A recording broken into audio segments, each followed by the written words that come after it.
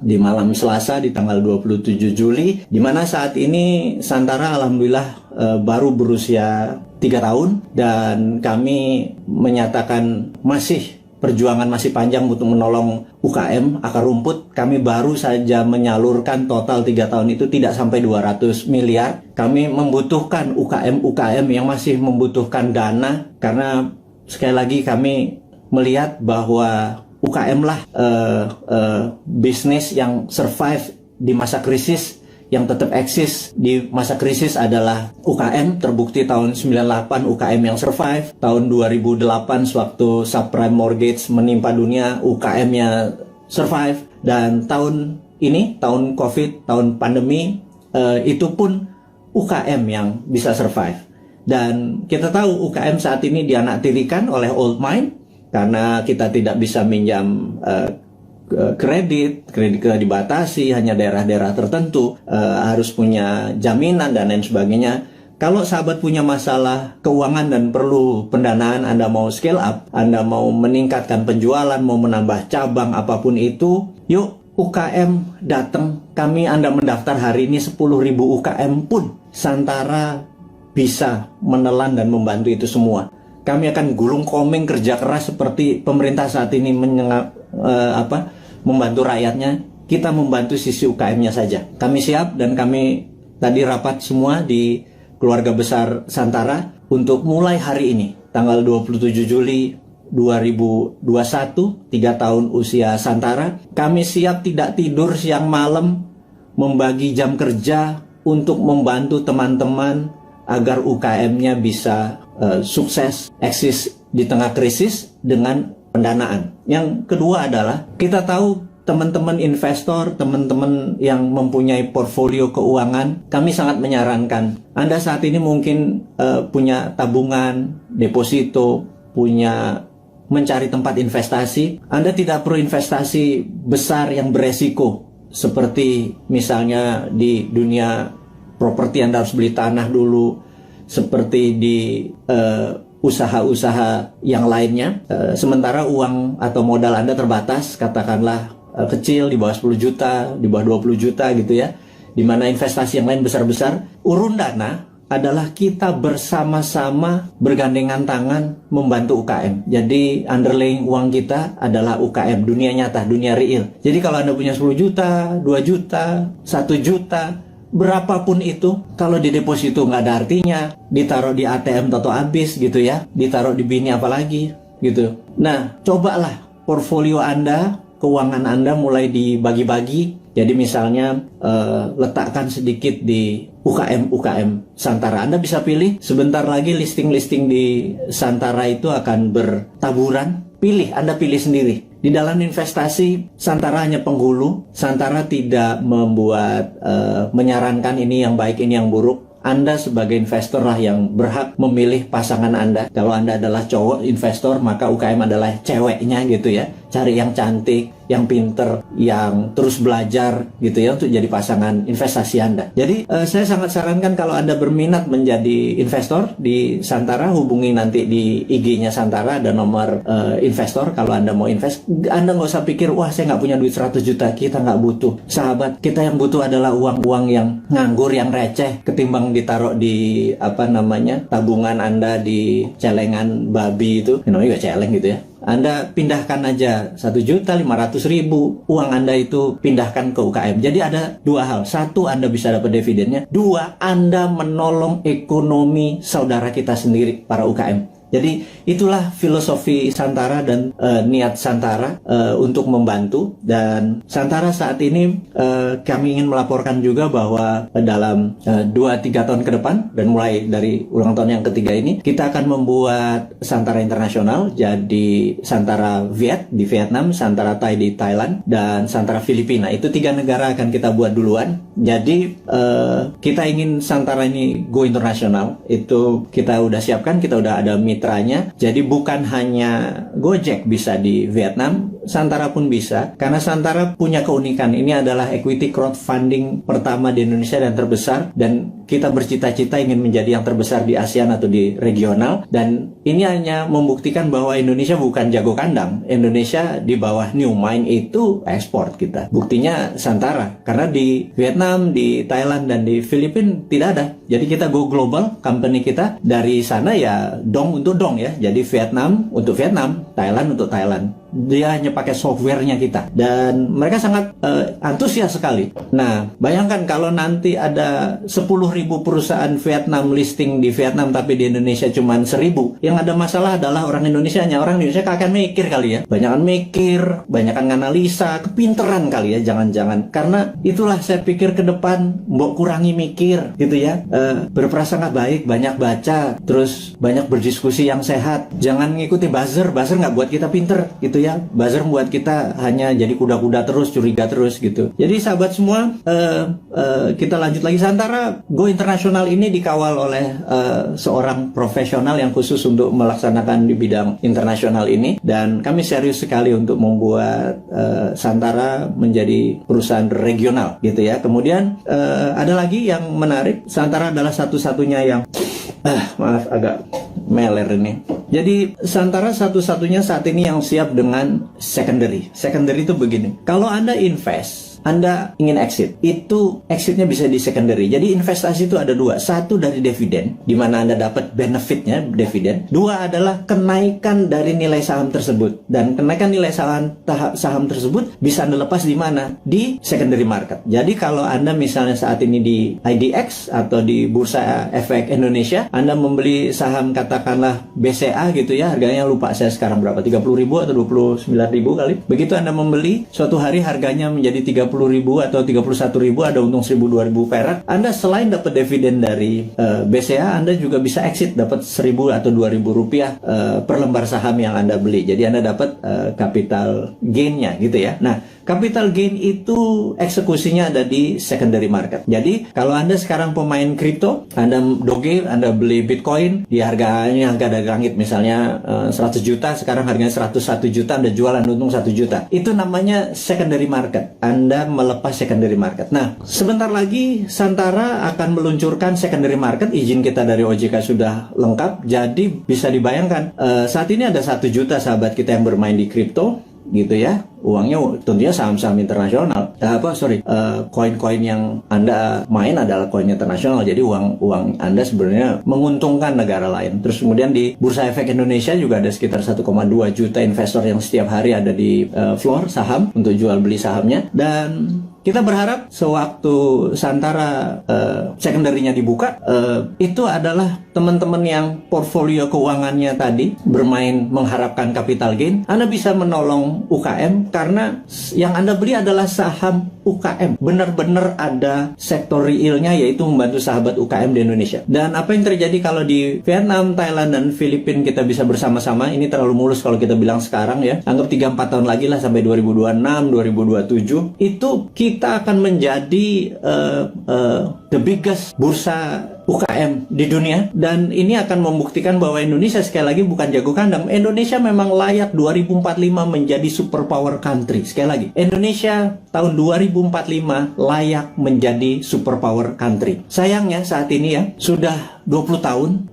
kita dipimpin oleh 3 kepala negara, kita belum juga per hari ini menjadi negara superpower ya. Saya sengaja membuat kata-kata ini untuk semua berpikir, bukan mengkritik, bukan ngeledek, bukan nyinyir, tetapi sebuah realita. 3 tahun kita dengan Ibu Mega, kemudian 10 tahun kita dengan Pak SBY, kemudian ditambah saat ini Pak Jokowi 7 tahun. Jadi total 20 tahun. Pertanyaannya, apakah Indonesia sudah menjadi negara superpower dalam 20 tahun? Jawabannya, kita masih negara pengimpor, kita masih negara penghutang, kita masih bergantung yuan dan dolar. Apakah itu dikatakan negara superpower gitu ya? Defisit neraca perdagangan kita sama Tiongkok membesar gitu ya. Produsen kita juga bukan barang-barang yang nilai tambah, tetapi masih bahan baku atau komoditi. Apa yang terjadi? Ini loh yang kita mau tanya. Wahai sahabat semua, yuk kita mikir bersama ya. Kita mikir bersama. 20 tahun kita sudah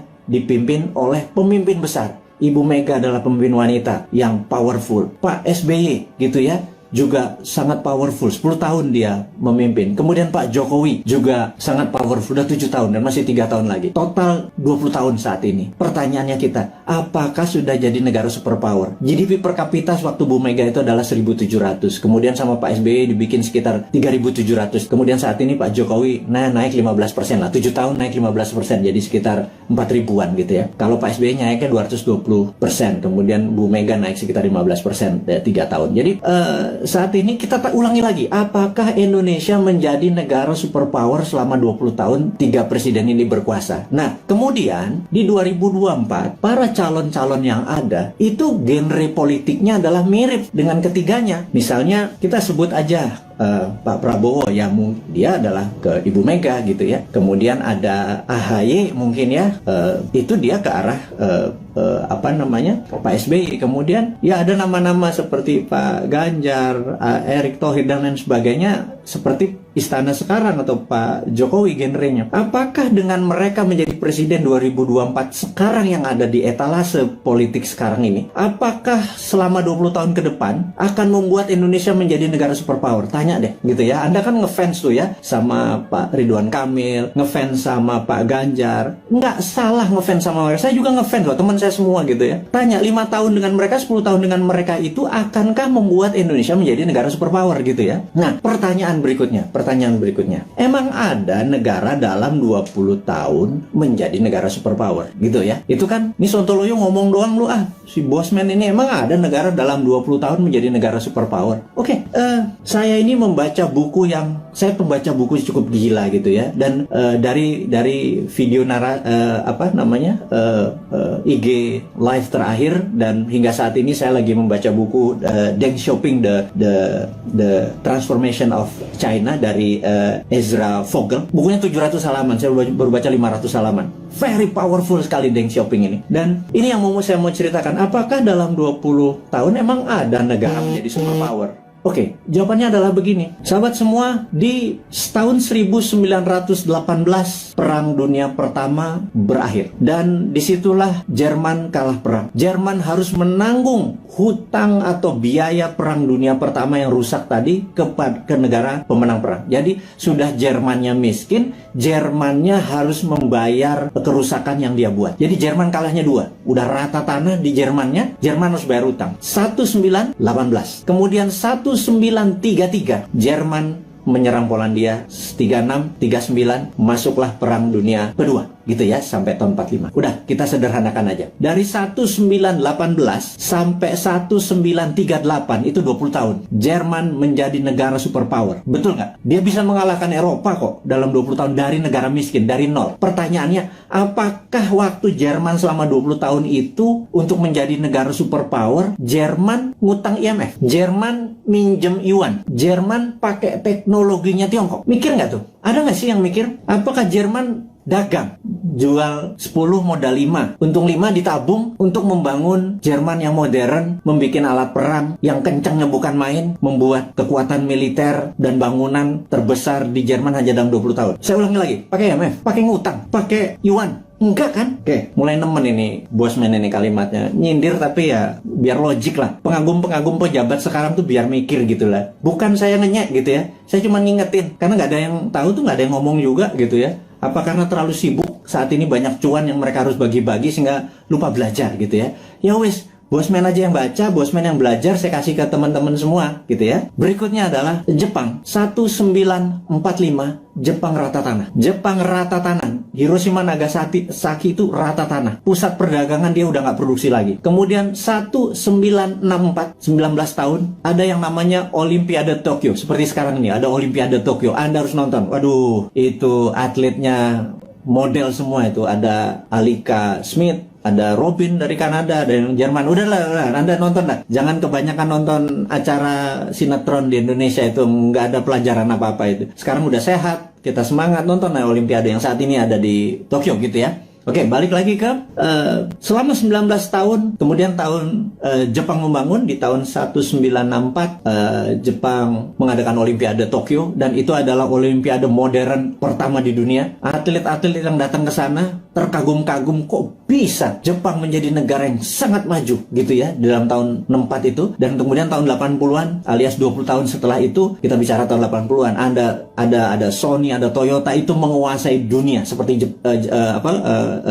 China sekarang. Jadi ternyata bisa tuh menjadi negara superpower dalam 20 tahun gitu ya. Nah, kemudian tahun 79 Tiongkok jangan tanya, Tiongkok rata tanah. Mao Zedong itu merusak semuanya, membakar orang-orang pinter, buku dibakar, sampai orang yang Mao Zedong tidak sukai berkuasa atau mendapat kesempatan memimpin yang namanya Deng Xiaoping. Deng Xiaoping ini dalam pidatonya sering mengucapkan kata-kata demokrasi. Sangat menarik. Demokrasi ini bukan berarti hanya pemilihan langsung, tapi demokrasi ini adalah semua orang yang berprestasi itu boleh mendapat jabatan yang tertinggi. Jadi orang berprestasi bukan karena dia membantu pemenangan terus dijadikan komisaris, bukan ya, bukan seperti itu ya. Jadi benar-benar berdasarkan merit atau prestasi, namanya meritokrasi. Nah, demokrasi ini adalah membebaskan semua orang yang berprestasi untuk menduduki jabatan penting. Nah, Deng Xiaoping memepet Ronald Reagan di tahun 80-an, dan Amerika banyak membantu Deng Xiaoping yang mengatakan dia akan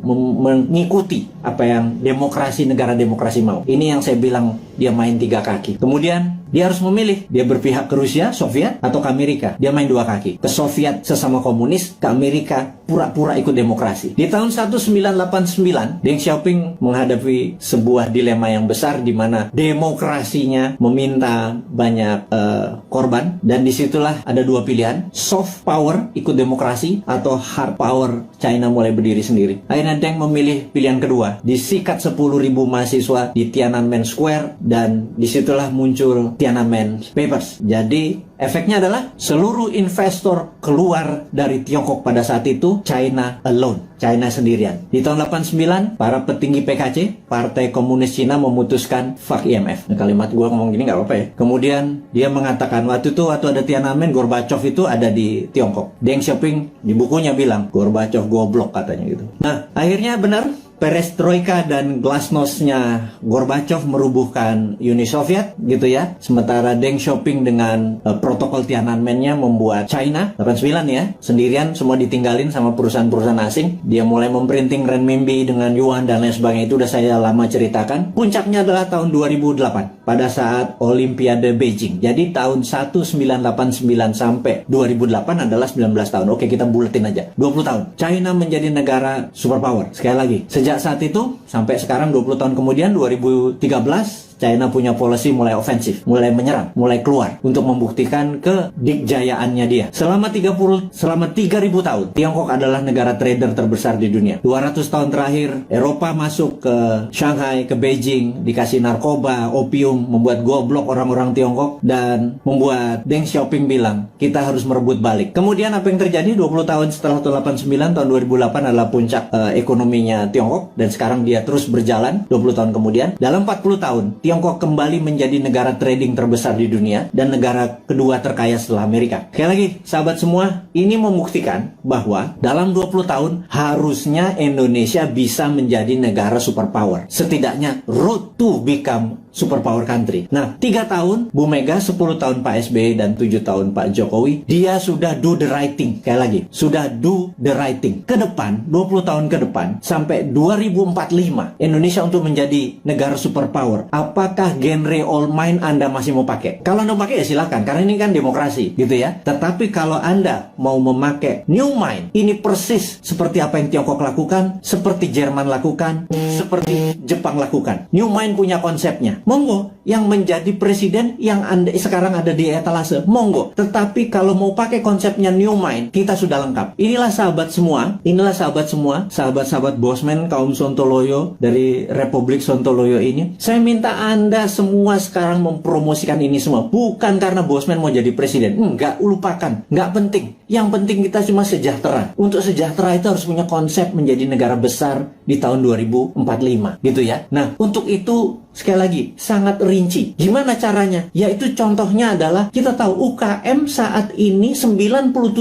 angkatan kerja itu adanya di UKM. Saya ulangi lagi, 97% angkatan kerja itu ada di UKM. Gara-gara pandemi, 9,7 juta sahabat kita menganggur. Karena Pak, UKM yang terpukul. Berikutnya, UKM saat ini belum menjadikan karpet merah di fasilitas oleh pejabat negara. Karena kita belum bisa berdaulat UKM itu. Padahal ada lebih 50 juta UMKM ya, dari mikro, kecil, menengah yang menghidupi 97% angkatan kerja. Jadi, kalau angkatan kerja ini mau mendapatkan lapangan kerja, bukan perusahaan besar yang dikasih pendanaannya, tetapi perusahaan UKM, gitu ya. Nah, Santara saat ini hadir untuk membuktikan bahwa konsep New Mind itu berjalan. Dari kita untuk kita, dari sesama untuk sesama. Ingat, bendera putih adalah dari sesama untuk sesama. Kita nggak perlu IMF, kita nggak perlu Yuan, kita nggak perlu Jepang, kita nggak perlu Amerika, kita nggak perlu Tiongkok. Setuju ya? Dari kita untuk kita, itu bendera putih. UKM juga harusnya dari kita untuk kita. Jadi, investor receh masuk 2 juta, 200 ribu, 500 ribu. Tolong angkat itu UKM. Ada jutaan UKM yang mau kita angkat. Ada jutaan sahabat kita juga punya duit nganggur gitu ya. Gabungkan semua. Santara hanya platform. Santara bukan membuat UKM besar. Yang buat UKM besar ya para UKM-nya. Yang buat kaya adalah investor itu pilih UKM yang benar. UKM itu marginnya itu jauh lebih besar dari perusahaan-perusahaan besar. UKM itu untungnya bisa 30%, 40% gitu ya. Dan inilah yang saya harapkan teman-teman portfolio keuangan Anda. Sekali lagi, bagilah kalau Anda punya 10 juta, 9 juta Anda taruh dimanapun boleh. 10%-nya taruh deh di UKM. Anda membantu UKM, 10% membantu UKM. Kalau saat ini uang beredar adalah 6.000 triliun, 10%-nya masuk ke UKM atau 60 triliun. 60 triliun itu untuk menghidupi UKM itu adalah dari kita untuk kita. Itu kita negaranya berdikari. Nggak